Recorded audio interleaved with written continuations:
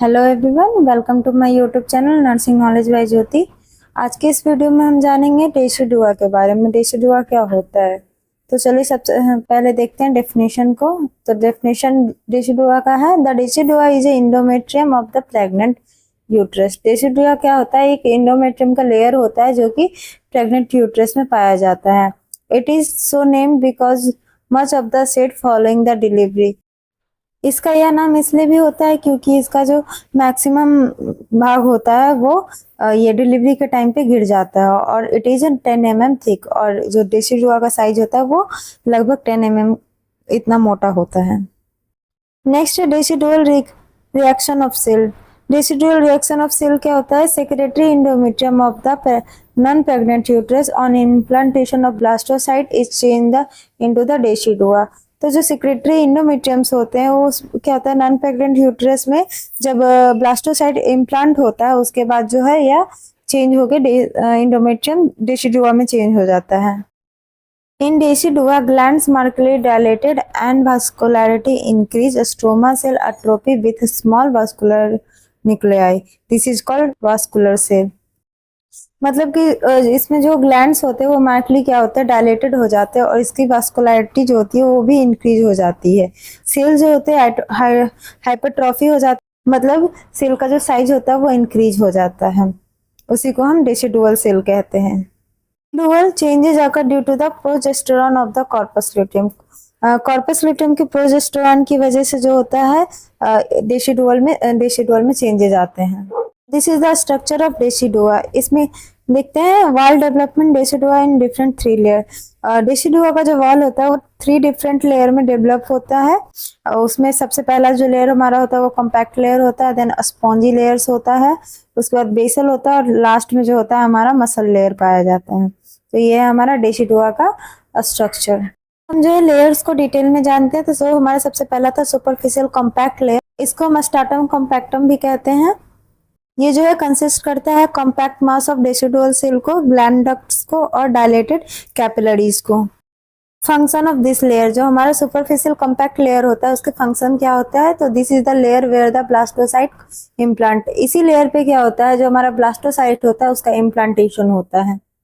Next layer है हमारा intermediate spongy layer, जिसे हम कन्वर्नस लेयर और स्ट्रैटम स्पॉन्जियोजम भी कहते हैं। और ये कंसिस्ट करता है डायलेटेड यूट्राइन ग्लैंड को, डेसिडुअल सेल को और ब्लड वेसल्स को। Function of intermediate spongy layer, जो हमारा स्पॉन्जी लेयर्स होते हैं उसके फंक्शंस क्या होते हैं, तो it is through this layer that is cleavage of placenta separation occur. इस लेयर में क्या होता है, हमारा जो प्लेसेंटा का क्लीवेज होता है उसका सेपरेशन होता है।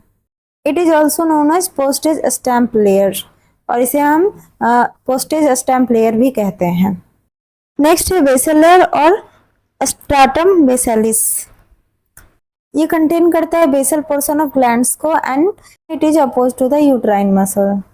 इसका फंक्शन क्या है, तो regeneration code occur from this layer following the parturition. Parturition के बाद इस लेयर में ये इसका क्या काम होता है, कोड को रीजनरेट करने का काम होता है।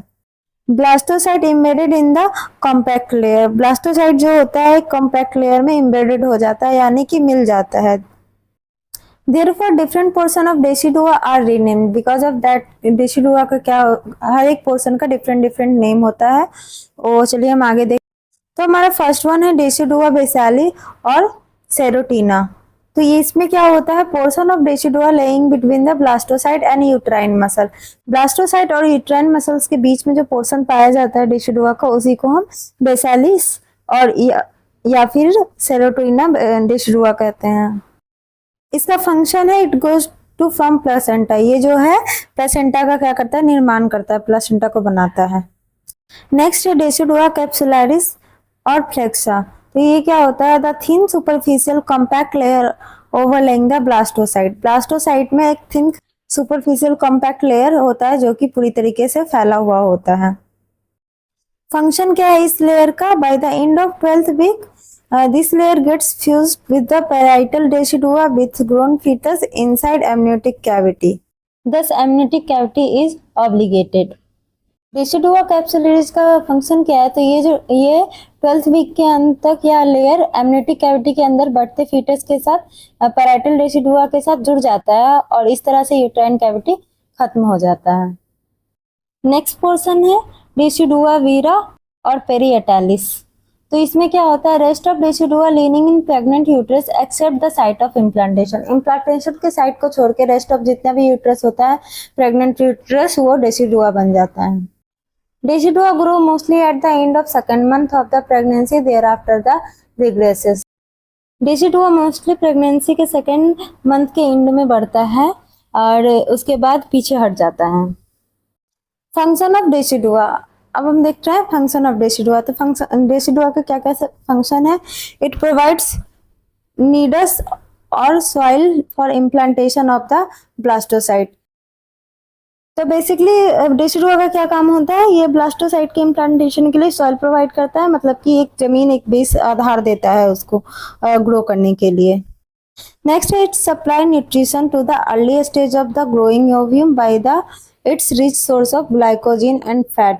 तो दूसरा इसका क्या काम होता है, ये जो होता है फिटस को सप्लाई करता है न्यूट्रिएंट्स कब करता है, तो early stage of growing ovum, जब हमारा ओव्यूम अर्ली स्टेज में होता है उस टाइम पे, क्योंकि इसका जो सोर्स होता है वो रिच होता है ग्लाइकोजन और फैट में। Decidua basalis form the basal plate of the placenta. Decidua basalis placenta के बेसल प्लेट को बनाता है। It has got protective function, जो डेसिडुआ होता है उसके पास प्रोटेक्टिव फंक्शंस होता है, तो ताकि वो फिटस को प्रोटेक्ट कर सके। आज हमने पढ़ा डेसिडुआ के बारे में, डेसिडुआ के कितने लेयर्स होते हैं उसके स्ट्रक्चर के बारे में, और डेसिडुआ का कौन कौन सा पोर्शन होता है। तो आई होप कि आपको डेसिडुआ पूरी तरीके से समझ में आ गया होगा। इसी तरीके के वीडियो के लिए हमारे चैनल को सब्सक्राइब कीजिए, लाइक कीजिए एंड शेयर कीजिए। आज के लिए थैंक यू सो मच।